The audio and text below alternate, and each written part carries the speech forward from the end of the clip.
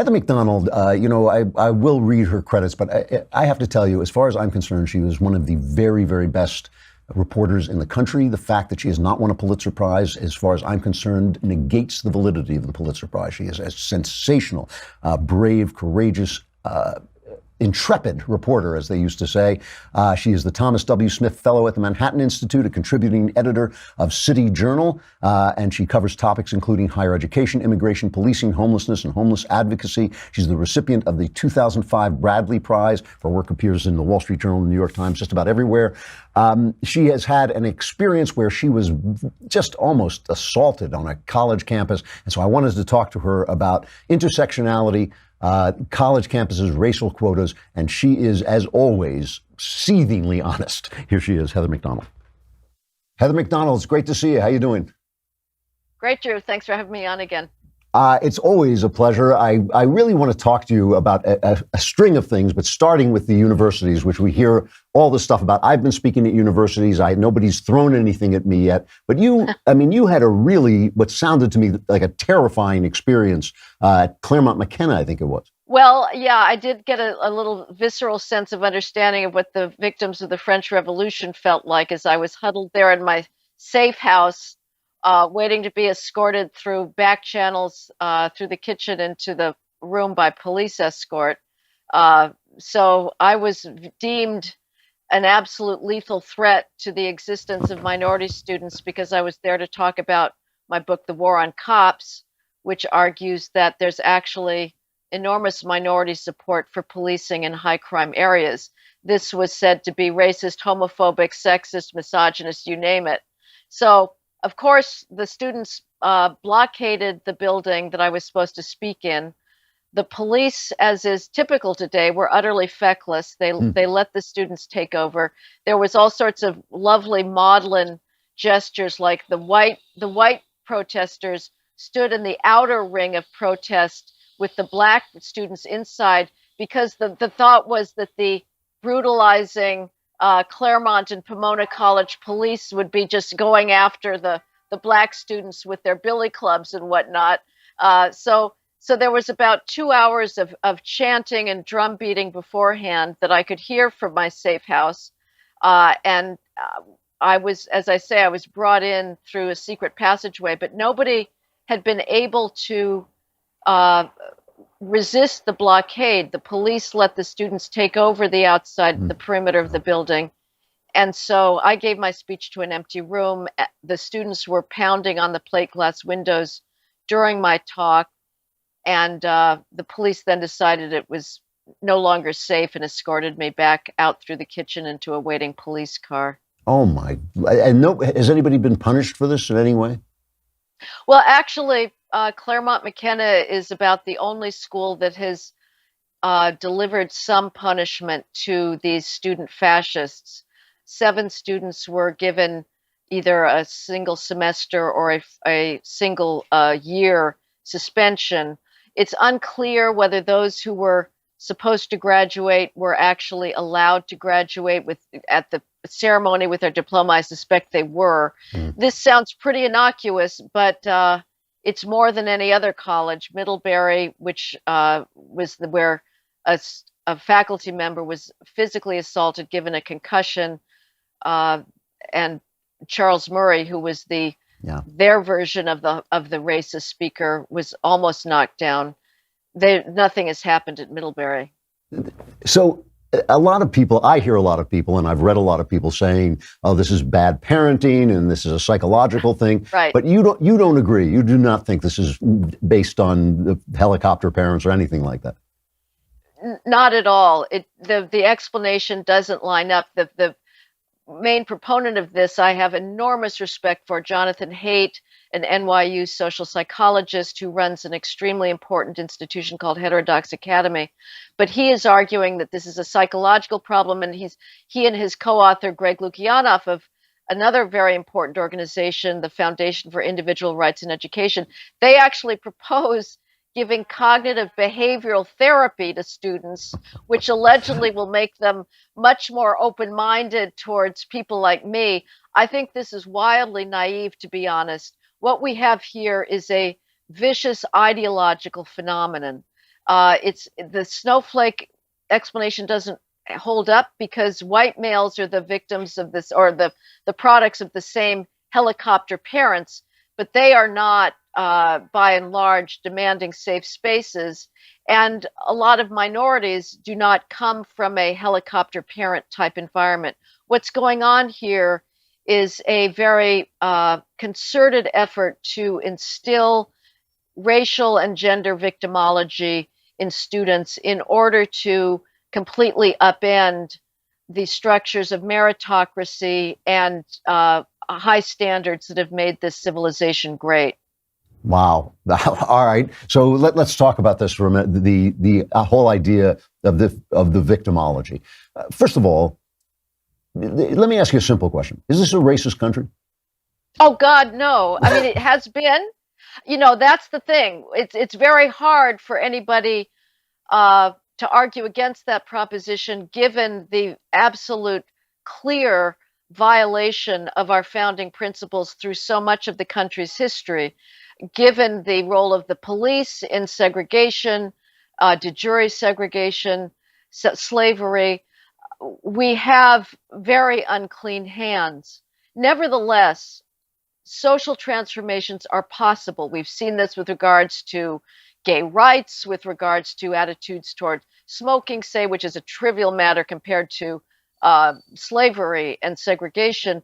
Nevertheless, right now, if you had a choice to be a black male with SATs of 1400s applying to Harvard, or a white male with SATs of 1600s, this is on a 1600-point scale, applying to Harvard, you are much better off being a black male with SATs of one standard deviation below. There's not a single mainstream institution in the country that is not twisting itself into knots to hire and promote as many blacks and Hispanics as possible.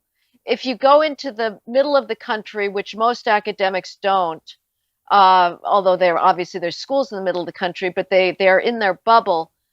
The fact of the matter is, this sounds simplistic to say, but Americans are simply nice people. It's you know I found that. it's fair to generalize to say all whites are toxic masculinity and white privilege. That's a generalization. I'm going to make a counter generalization, which is that most whites just want to get along. They are ready to be post-racial.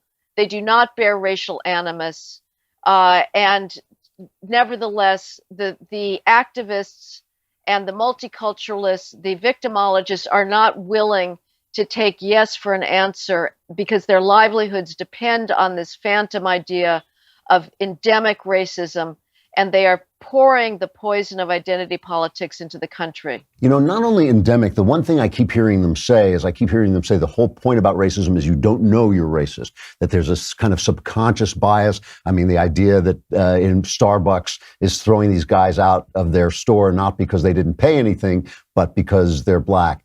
I've heard you speak about this. I mean, you really feel that this is a racket, don't you? Well, it is a racket. You know, it is true. You know, let's be honest, that there is a crime tax that law-abiding blacks pay. In New York City, blacks are 23% of the population. They commit about 3/4 of all shootings. If you add Hispanic shootings to black shootings in New York City, you account for 98% of all shootings. Wow. Whites are 34% of the population. They commit about 1 to 2% of all shootings. What this means, this has very real consequences for white males and black males. These disparities exist in every big city in the country. In Chicago, whites and Hispanics are each about a third of the population. I'm sorry, blacks and whites are each about a third of the population. Blacks commit 80% of all shootings and murders, whites about 1%. If you're a law-abiding black male, you stand a much greater chance over the course of your life of getting stopped because you meet the description of a street crime suspect. That's because of the behavior of a small but significant portion of your ethnic group. and whites who are in cities, at least, I can't speak for what's going on in Appalachia, but they are not they are not the face of street crime today. So there is a reality, the consequences of the fact that there are a greater degree of dysfunction for reasons we can discuss uh, in the Black community means that there are going to be people working on rational stereotypes that affect what it means to be Black. I would say that that is not racism, though. If we had I There's a thought experiment your viewers can engage in. If Blacks and Asians, say, acted identically for the next 10 years, with Blacks having the same rates of school completion, not dropping out of school, not getting involved in gangs, not getting involved in street violence, graduating from college, studying fanatically, and we still saw socioeconomic disparities. We still saw Blacks in prison at higher rates, even though their crime rates were as bottom low as they are for Asians. Then we could start talking about racism in this country. But right now, those socioeconomic disparities are fully explained by the different average behavior of different groups. This victimology has wide-reaching ramifications. Jason Riley wrote a piece talking about flight controllers being picked not according to their qualifications, but according to the color of their skin. You have written extensively about the sciences, how this is polluting the sciences, what's sometimes called STEM, science and technology studies, because they want more women in. Is that right? Have I got that right? Yes, women and underrepresented minorities. The National Science Foundation, which is the main federal funder of basic scientific research, things like Alzheimer's cures, cancer cures, how to help paraplegics deal with the world.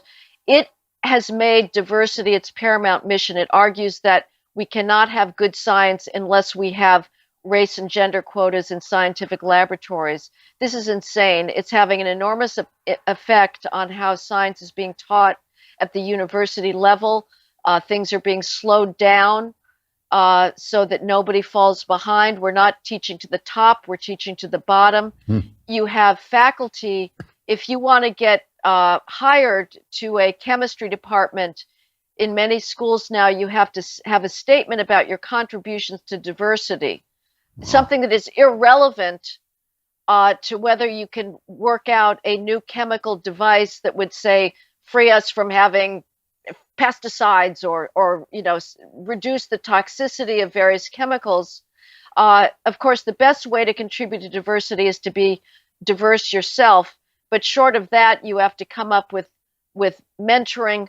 Again, none of this is relevant. What the only thing that should matter in the STEM fields is, are you the best qualified scientist? And if a lab is all Black and they're the most qualified, great. If it's all female, great. But if it's all Asian males, I really don't care. The only thing I care about is that it is working at the cutting edge of knowledge. Absolutely. Now, looking at I thought the Obama administration was insane about some of this stuff. Looking at the Trump administration, is it getting better? Well, there's stuff that is not happening. We do not have a further incursion of, say, trans ideology into bureaucracies. They have pulled back on, one of the worst campus excrescences of the Obama administration, which was the so-called Dear Colleague letter that mandated that very willing campuses eviscerate any kind of due process standards in campus rape tribunals. But I think they could be doing a lot more.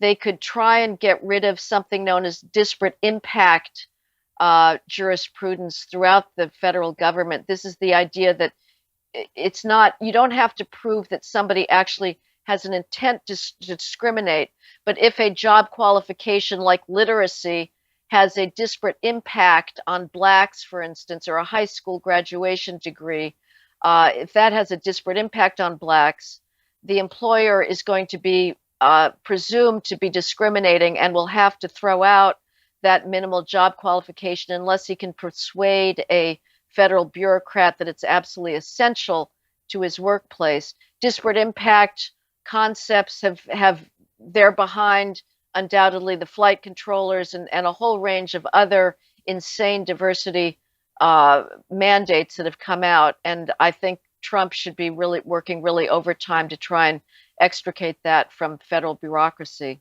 It really is a danger. I mean, eventually planes will crash, buildings will fall, science will not get done, and nobody is going to say, nobody, certainly in our journalistic community, is going to say this is the reason. The reason is diversity is actually our weakness. Of course, Yeah. Unless we can change the culture of the country, to be honest. But if the left is in control, there will be no honesty about what is going on. And it's flight controllers, it's doctors as well.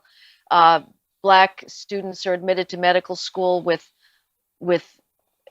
medical qualifications that are just miles below those of whites and Asians. They're pushed through, and then again, they're pressured by the federal government, the medical labs and faculty and hiring agencies are pressed by the federal government to hire blacks, even though they're not the most qualified doctor.